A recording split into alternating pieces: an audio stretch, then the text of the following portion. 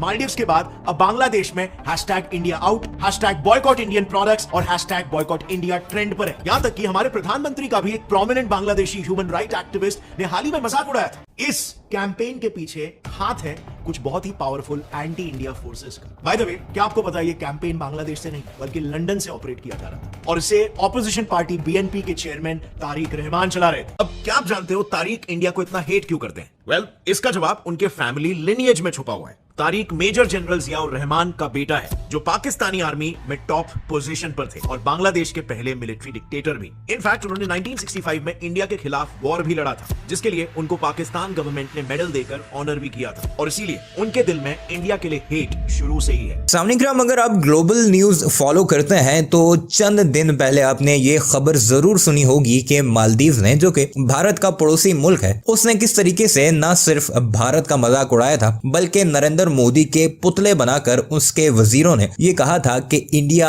Out of Maldives, यानी भारत की जो फौज मालदीव में डिप्लॉयड है उसे भी वहां से निकाल जाने का कह दिया गया था। बल्कि साथ ही साथ वो इमदादी हेलीकॉप्टर्स या फिर वो रेस्क्यू एहलकार जो कि मालदीव में भारत की तरफ से डिप्लॉयड थे मालदीव की मदद करने के लिए, जब भारत ने यह कहा कि ये हमने तुम्हारी मदद के लिए तुम्हें दिए हैं, तो ये कहा गया कि अपने हेलीकॉप्टर्स भी लो और मालदीव से निकलते नजर आओ। फिर उसके बाद एक वावेला सा उठा, भारत में ट्रेंड्स चलाए गए कि मालदीव्स का बायकॉट करो वगैरह वगैरह, क्योंकि मालदीव्स चाइना के बड़े करीब होता दिखाई दे रहा है। लेकिन अभी यह खबर मांद नहीं पड़ी थी कि एक और खबर सामने आई और वो खबर एक और हमसाये से आई है जो कि बांग्लादेश है और वहां पर सोशल मीडिया पर बाकायदा तौर पर इंडिया आउट या बैन इंडियन प्रोडक्ट्स के ट्रेंड चल रहे हैं। और न सिर्फ बल्कि नरेंद्र मोदी का बाकायदा वहां के बड़े बड़े सोशल मीडिया इन्फ्लुएंसर्स या फिर ह्यूमन राइट से ताल्लुक रखने वाले लोग भी बाकायदा मजाक उड़ाते नजर आ रहे हैं। ये सब क्यों हो रहा है और भारत के मीडिया का इस पर क्या रद्द-ए-अमल है और कैसे सारे मामले में भी पाकिस्तान को जोड़ता दिखाई दे रहा है और ये तक कह रहा है कि बांग्लादेश में जो अपोजिशन के जितने भी कैंडिडेट सेलेक्ट होते हैं वो बाकायदा तौर पर पाकिस्तानी खुफिया एजेंसी ISI की मंजूरी के बाद नॉमिनेट होते हैं और बांग्लादेश में भी इस वक्त ISI का मुकम्मल कंट्रोल है और वही सब कुछ भारत के खिलाफ करवा रही है। आइए आपको दिखाते हैं कि भारतीय सहाफी इस सारे मामले पर क्या कुछ कह रहे हैं और कैसे अपनी कालिख को खत्म करने के लिए सबका इल्जाम भी पाकिस्तान पर लगाया जा रहा है।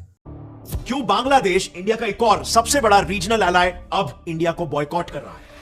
यस, मालदीव्स के बाद अब बांग्लादेश में #India out, #boycott Indian products और #बॉयकॉट इंडिया ट्रेंड पर है। यहाँ तक कि हमारे प्रधानमंत्री का भी एक prominent Bangladeshi human right activist ने हाल ही में मजाक उड़ाया था। बट यहाँ पर दोगलापन यह है कि सबसे 8 से 10 दिन पहले ही बांग्लादेश की पीएम शेख हसीना ने इंडिया को बांग्लादेश का ग्रेट फ्रेंड और नेक्स्ट डोर नेबर कहा, जिस देश के बांग्लादेश के साथ रिलेशंस बहुत अच्छे हैं। इनफैक्ट जब मालदीव्स ने इंडियन पीएम का मजाक उड़ाया तब बांग्लादेश के फॉरेन मिनिस्टर अब्दुल मोमिन ने मालदीव्स को ओपनली कंडेम भी किया था। This is not acceptable. Are you condemning it?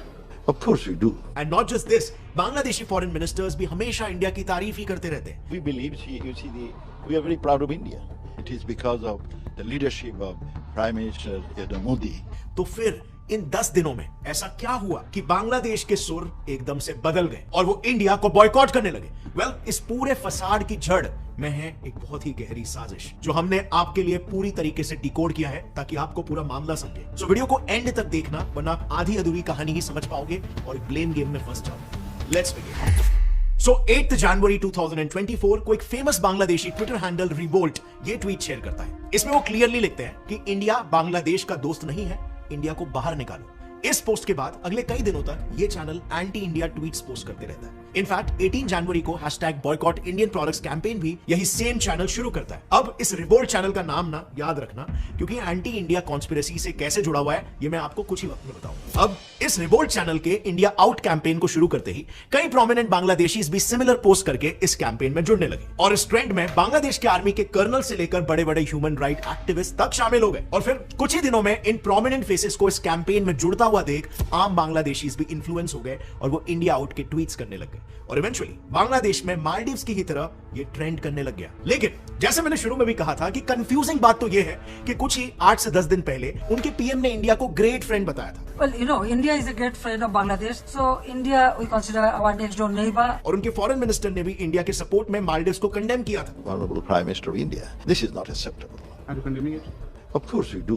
सो फिर अचानक से ये दोगलापन कहां से आ गया? वेल, इसके लिए समझते हैं कि इंडिया आउट कैंपेन आखिर शुरू कहां से और क्यों हुआ। क्योंकि 8 जनवरी 2024 को शेख हसीना जी 4th टर्म के लिए बांग्लादेश की पीएम बनी थी, जिसके बाद ऑपोजिशन पार्टी ने उन पर यह आरोप लगाया कि उन्होंने इंडिया की मदद से इलेक्शन को रिग किया, यानी कि उन्होंने इंडिया की मदद लेकर इलेक्शन में घोटाले किए और इस वजह से वो पीएम बनी।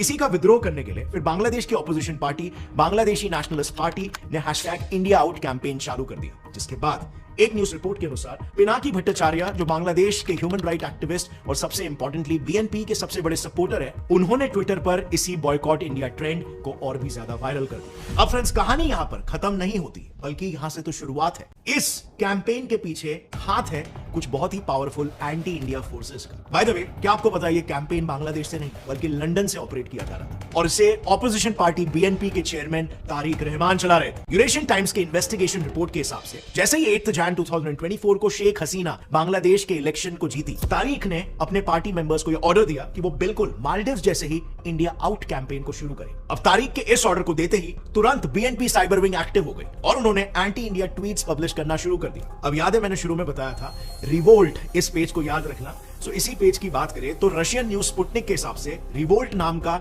ये ट्विटर हैंडल कोई और नहीं बल्कि एनडीपी का माउथपीस ही है। और इसी न्यूज रिपोर्ट के मुताबिक तारिक के ऑर्डर्स पर ही इसी पेज ने India out boycott India trend की शुरुआत की। अब क्या आप जानते हो तारिक इंडिया को इतना हेट क्यों करते हैं? वेल, इसका जवाब उनके फैमिली लिनिएज में छुपा हुआ है। तारिक मेजर जनरल जियाउर रहमान का बेटा है, जो पाकिस्तानी आर्मी में टॉप पोजीशन पर थे और बांग्लादेश के पहले मिलिट्री डिक्टेटर भी। इनफैक्ट उन्होंने 1965 में इंडिया के खिलाफ वॉर भी लड़ा था, जिसके लिए उनको पाकिस्तान गवर्नमेंट ने मेडल देकर ऑनर भी किया था और इसीलिए उनके दिल में इंडिया के लिए हेट शुरू से ही है। सो 1978 में जियाउर ने ही बांग्लादेशी नेशनलिस्ट पार्टी बीएनपी बनाई थी एंड यू नो व्हाट, इस पार्टी की हिस्ट्री रही है। इस पार्टी ने हमेशा पावर में आने के लिए ऑपोजिशन पार्टी वालों का मर्डर किया है। दरअसल 1975 में खुद बांग्लादेशी न्यूज रिपोर्ट के हिसाब से जियाउर रहमान ने फादर ऑफ बांग्लादेश शेख मुजीबुर रहमान का मर्डर किया था और उनका मर्डर करने के बाद जियाउर बांग्लादेश के मिलिट्री डिक्टेटर बने। नाउ क्योंकि जियाउर इंडिया से काफी ज्यादा हेट करते थे और शेख मुजीबुर इंडिया को अपना सबसे बड़ा एलाय मानते थे, इसीलिए जियाउर ने पावर में आते ही